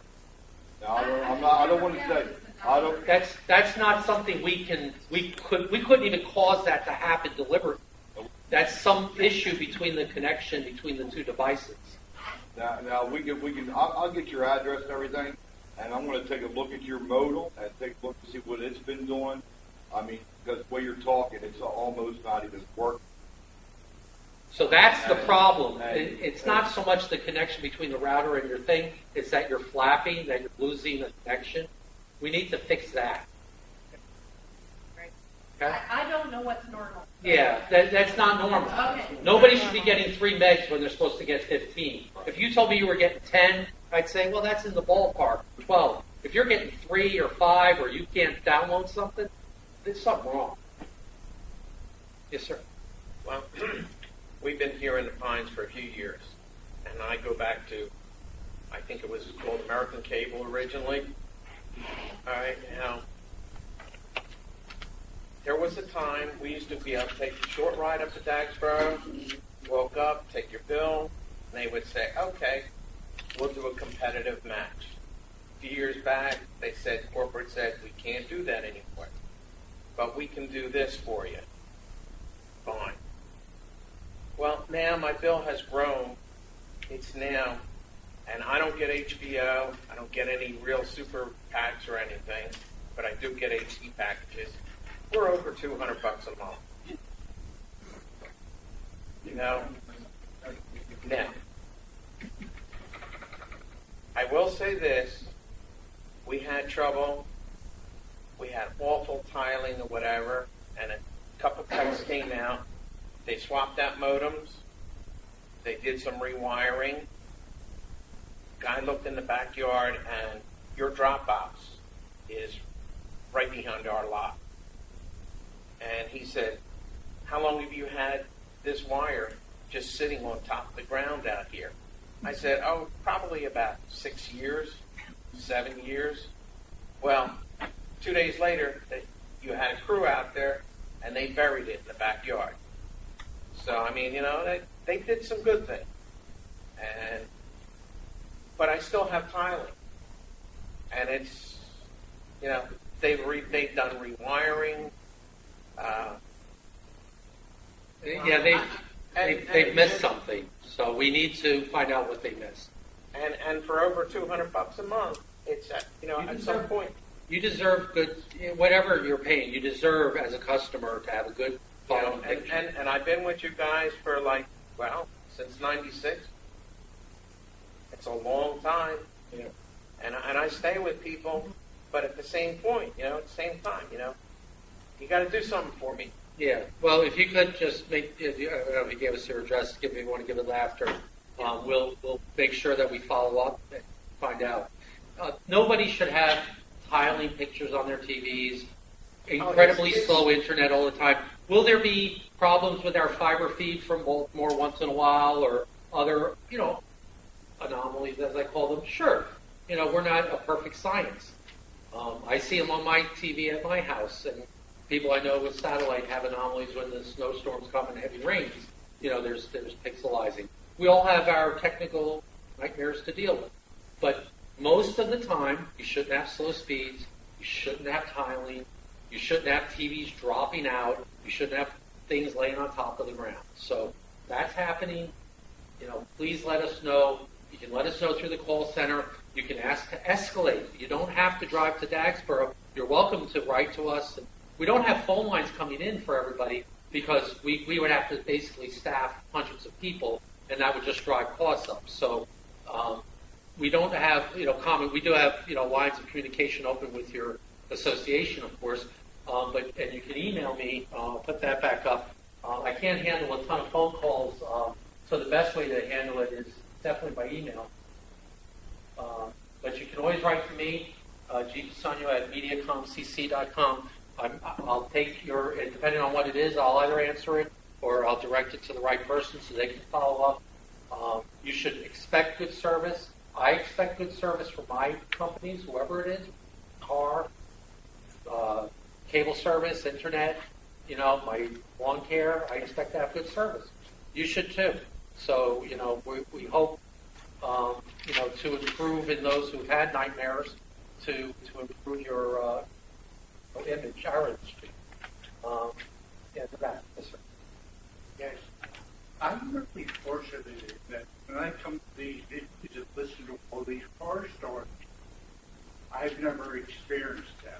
Oh, one. Thank God. I've had some service techs, but the technicians gave, they corrected how much. And I'm one of the 514 that you placed to run as a out. They corrected my some problem.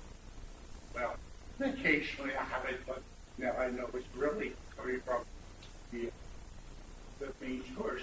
But my question is more so this spring. When you go to all digital, and we're required to have a box. Now, at one of my other homes, I went through the same scenario that you did. I wrote a letter, that all of a sudden, one of my other TVs worked. I went over, got the boxes, and put them on. When I did, I got more channels than previously. When digital tuners in those TVs, they're fairly rich, they're digital tuners in it. So my question to you is, this spring, we have to put the other box, the other piece that's behind the main box. Will our digital channels extend like Comcast has extended my channels? My main box piece. Yeah, what will happen is if you get a tuner, which at least as of now you won't need it if you have a 2008 or newer or an older one with the digital tuner. But you didn't see too many of them because they were very pricey. If you put a digital tuner on, we're expecting to add the HD counterparts for things that are in your family level basic that you don't get today. So there's a number of channels. Do you have any examples? Oh, MTV. MTV, I know MTV is probably top of the list. Yeah, I just remember there are her a bunch of channels that we don't deliver the HD because there's not enough space, not enough frequency. We will deliver those HDs to you as part of that family basic service, and you will get them automatically when you have the digital HD tuner, the little tuner.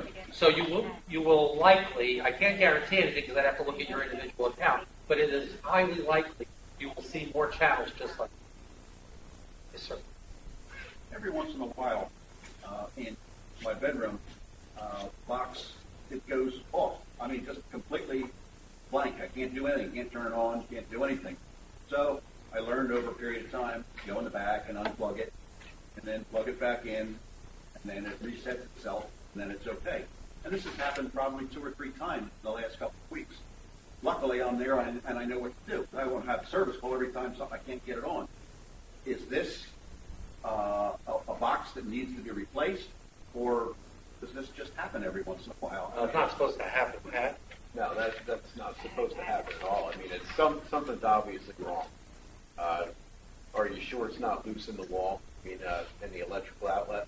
No, I mean, like I say, I just unplug it from the back of the box, and then put it back in, and then a little reconfigure, and then it's okay. Yeah, we can come take a look at that. Yeah, you might need a box swap or some like. I got the same thing. I got to reboot the box. You shouldn't have. And the one box, besides having to get rebooted, it doesn't get 830. So I know, hey. See, once in a while, a box will get an erroneous code sent to it, or it'll mishear code. We send code out all the time. The modems get it too.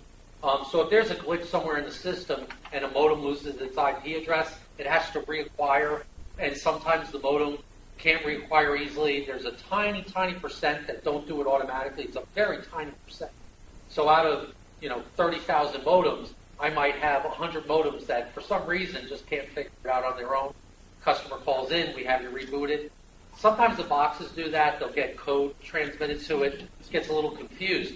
If that happens once in a blue moon, that's just boxes. That's technology.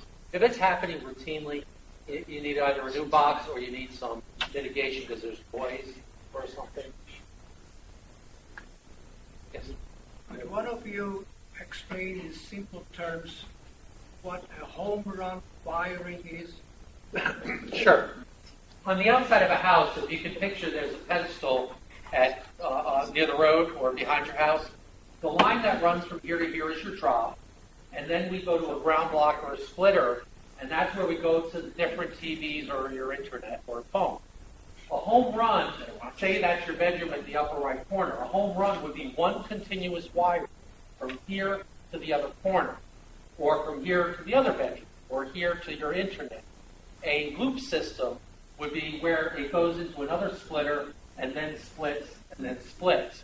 Home runs are preferred because if you can imagine going back to the shower example, If my shower is after my wife's shower, and she beats me to the shower, she's getting all the hot water. So that's what happens with Signal. The first device has to start sharing, and some devices have a high tolerance. Our devices will tolerate, believe it, the way I won't teach you about engineering on cable systems, but it's all started with Alexander Graham Bell with decibel. Decibel is what we have to achieve in your house in order to give you a good internet signal or a box. Once we drop below a certain decibel, and believe it or not, you can actually go to negatives on decibel and things still work. It's kind of weird.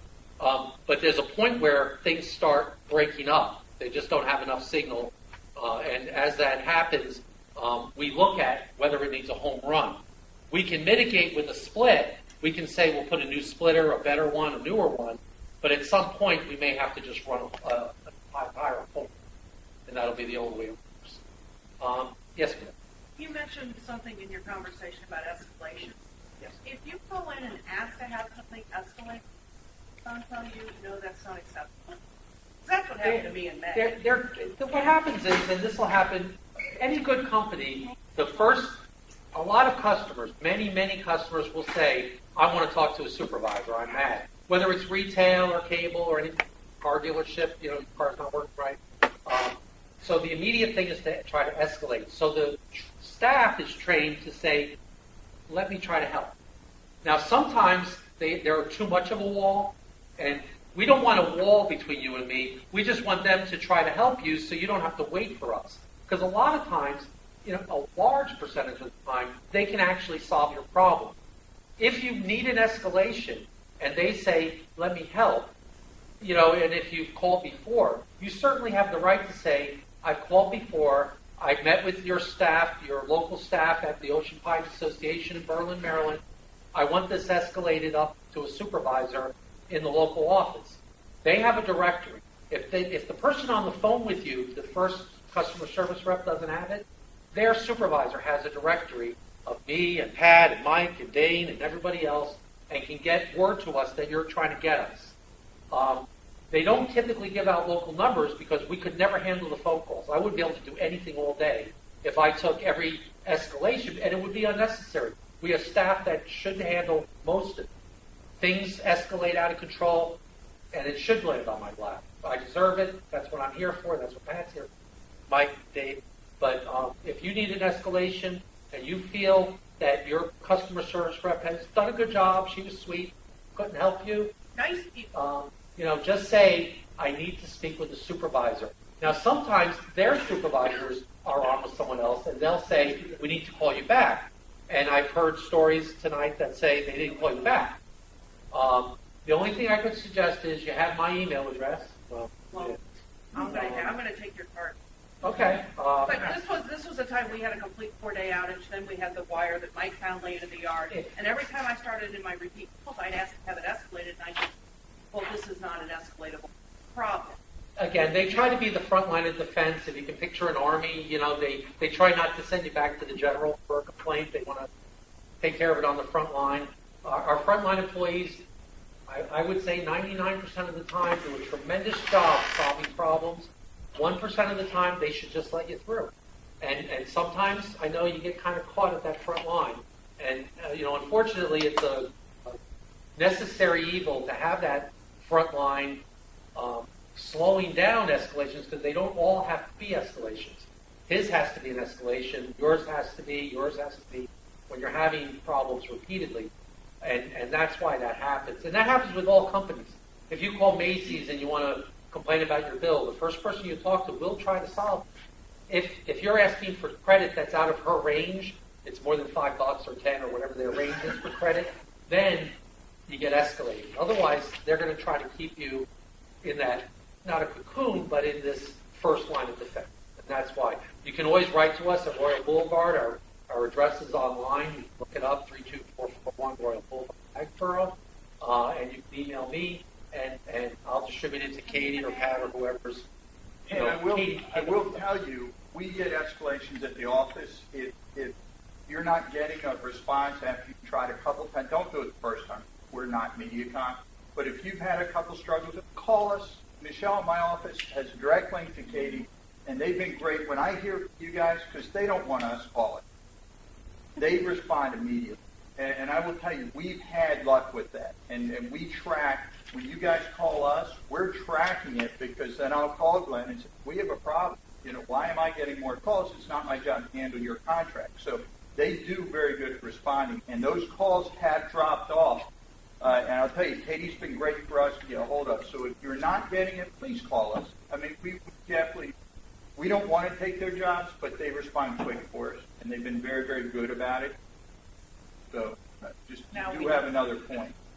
So you have another direction. But we take responsibility. So, please try to get us if you need us. Quick point of information.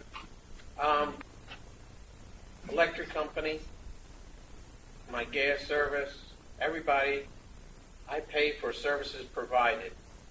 Why is it Mediacom once a month ahead? Do they think we're going to run out of town? We don't get paid a month ahead. We bill in advance. Every cable company I know it bills in advance. Actually, the phone company bills in advance. They bill their basic service in advance. They don't bill usage in advance. They bill their basic service in advance. Power company bills their service charge, or most do. New York State Electric and Gas did. I don't know about. I have the co-op now. I don't know what they do. I don't even look at them. Most companies in the service industry who have a fixed amount bill in advance, they don't get paid in advance. It's so they don't have to flow credit because that just raises your bill. If we billed at the end of the month, say we did that. We said, okay, we'll bill you after usage. Our exposure for delinquency or non-pays go up. All that exposure goes up, and we have to flow credit because I have to pay. HBO isn't going to wait till I get paid and I pay them. So I have to flow credit to pay them. Every time I do have bad credit, flow credit, I have to pay on it. If I'm paying on it, just like when I pay programmers, you're paying for it. Time Warner, Comcast, Cox, Cablevision, Century, New York Electric Gas, up in New York, all bill in advance. It's just, and the phone company bills their predictable charge in advance. Not usage, obviously, but predictable charge. So it's just common, and that's why. It keeps costs down. It keeps them down a lot. If we did it the other way, it would raise your bill, and say you raised it $5, would that be worth it, Hey, Glenn, let's take one more, and then, if you're going to have individual questions, come up and give Katie your information, and they'll follow up. Yes, ma'am. When your system is down, Yes, good question. We have what's called, it's not quite self-healing. We have a self-healing ring. like a ring. It's a ring. We have a self-healing ring within Delaware. Once you get outside Delaware, we're dealing with long-distance carriers sometimes that are self-healing, but they have to be talked to so we communicate.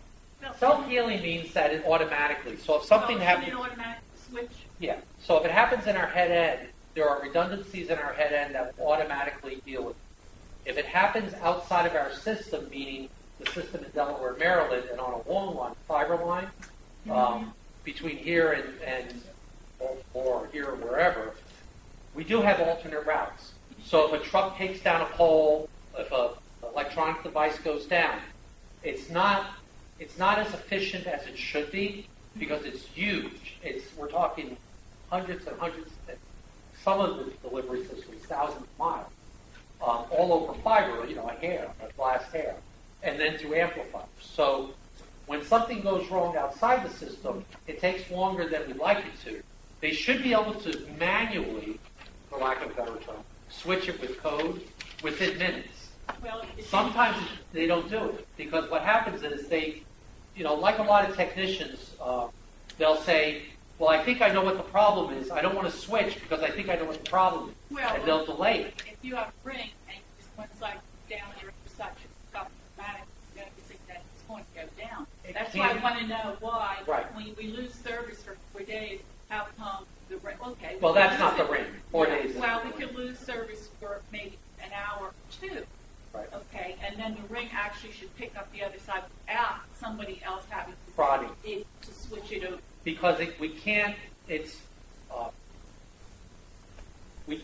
it's within Mediacom's system network, we can see everything within our network. Well, when we go to third-party providers, which every single cable company does, every network, Fios goes to third-party provider for their long lines. They don't, believe it or not, Verizon and will share other lines. I'm telling you. That's okay. I know New York does not transport all the way down to Florida on its own. It has to run across AT&T line, another one. And just like that, we use L3. Level 3 is one of the main companies in the U.S. for transport. Level 3 we cannot see all of Level 3's equipment. We can tell they're down, but our equipment it can sense it's down, but it can't sense everything about it. And we have to manually switch it. Is there something better we could do? Probably. And our engineers are working on it. We've been getting better. We didn't have a ring 2 years ago. We have a ring now. Our outages don't last more than an hour or two at the most. That's for a major system outage. And those major system outages are getting shorter and shorter because we're finding the weak points, like where it's not self-healing. Okay. Well, I heard someone, I came in late, but I heard someone say something about tiling. Isn't tiling go directly close where your main office is, like in Jacksboro, where you don't, I was told, you don't have enough equipment to take care of, It's not true. Yeah. Well, why is it so much tiling when it should be taken care of? There's two different types of tiling. There's the individual tiling or street tiling, and then there's a network tiling. We had a network tiling issue a week or two ago where everybody was affected on, not every channel, but certain channels, I think especially the high defs. They were being delivered that way out of the system. There was a fiber, there was a bad board or something that was causing it through, I think it was L3's equipment, but whoever's, it doesn't matter, it's our equipment if we're using it. Sure. And that was failing. It wasn't a good connection, and it was causing tiling. They fixed the problem.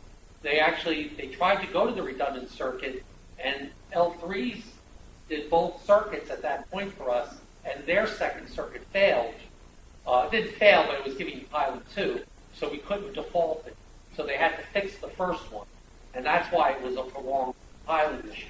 But we do tiling, anything coming out of the head-end tiling, Dane gets his butt whooped. So there's nothing tiling out of the Dagsboro head-end more than a few seconds without Dane or this other technician we have there suffering mensurable amounts of pain. Dave Rickards gets it delivered to your street, and yes, sometimes the amplifiers will drop its signal. Amps are pieces of equipment, it's machinery. They go bad, they react to temperature, they react to bad weather perhaps, they flood it, and the signal will drop or get interference, get noise, and that'll cause tiling perhaps, and we fix it.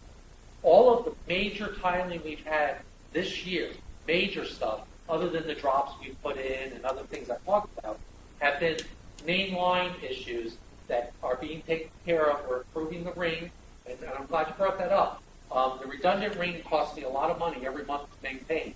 I'm paying for basically a dark circuit so that we can just switch over when there's a main problem. Unfortunately, that black circuit, that dark circuit, didn't trip the way it should, and we weren't able to deliver. So we're working on it, and unfortunately, as technology gets better and we squish more channels into less frequency, things become better in a lot of ways. I mean, I can't even imagine. When I used to watch baseball games back in the 70s with my dad, I'm not a big ball watcher. I don't watch baseball or football, and definitely not ice hockey, because I would sit there with my dad. We were 60 miles north of New York City, and there were just little white speckles everywhere on the screen. You could barely see anything, and that was our best channel. That was ABC or Channel 5 New York. And then you come to today with HD, and it looks like a photograph when it's working correctly, and you're like, wow. And now, little pixelizing in the corner drives you nuts. But when you go back to 72, you think where we came. So the precariousness of the system is still better than where we were, and I promise Mediacom is best to improve that experience. We have the budget, we're spending the money, our technicians are getting better trained than they were 3 years ago and 6 years ago. And I'm hoping that it translates into maybe next year and the year after, this group being here to give accolades and not expressing concern. All right, Glenn, thank you for being here. If anybody has questions or they want to leave your name, make sure you give them to Katie. She'll make sure she takes